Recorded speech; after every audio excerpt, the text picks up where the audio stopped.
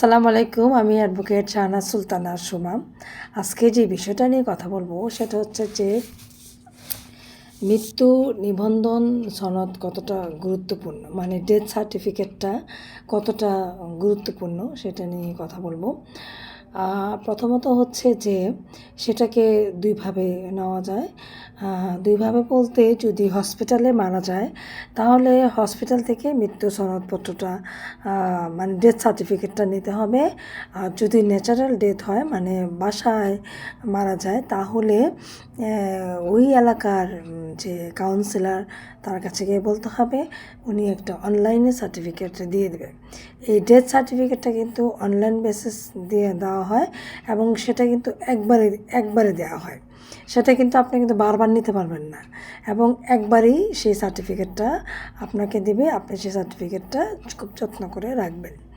এখন এই death certificate মানে মৃত্যু সনদপত্রটা কোন কোন কাজে লাগে সেটা হচ্ছে, প্রথমত হচ্ছে যদি ওনার ব্যাংকে কোনো টাকা থাকে তাহলে মানে সাকসেশন মামলা করার সময়, মানে টাকা তোলার জন্য যে মামলাটা করতে হয় সেটা হচ্ছে সাকসেশন মামলা। সেই মামলাটা করার জন্য কিন্তু ডেথ সার্টিফিকেটটা মানে মৃত্যু সনদপত্রটা লাগবে।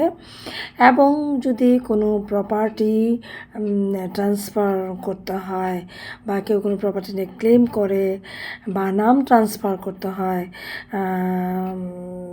তার কোনো কিছু কারেকশন করতে হয় কোনো পেপারসে, তাহলে কিন্তু এই যে ডেথ সার্টিফিকেট মানে মৃত্যুর যেই নিবন্ধন সনদপত্রটা সেটা কিন্তু অবশ্যই লাগবে।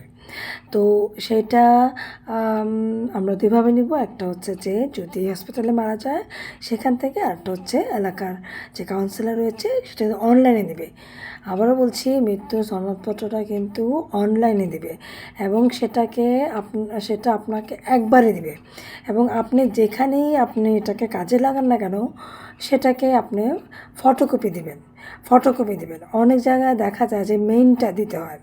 তো মেইনটা যদি আপনি দেন, পরে কিন্তু আপনি কাজ শেষ হওয়ার সাথে সাথে কিন্তু আপনি সেখান থেকে যে মেইন যে সার্টিফিকেটটা রয়েছে সেটা কিন্তু আপনি উঠিয়ে ফেলবেন, কারণ সেটা কিন্তু আপনি বারবার পাবেন না, আপনি একবারে পাবেন। সেজন্য বলছি, আপনি যেখানেই দেন সেখানে আপনি ফটোকপি দেবেন।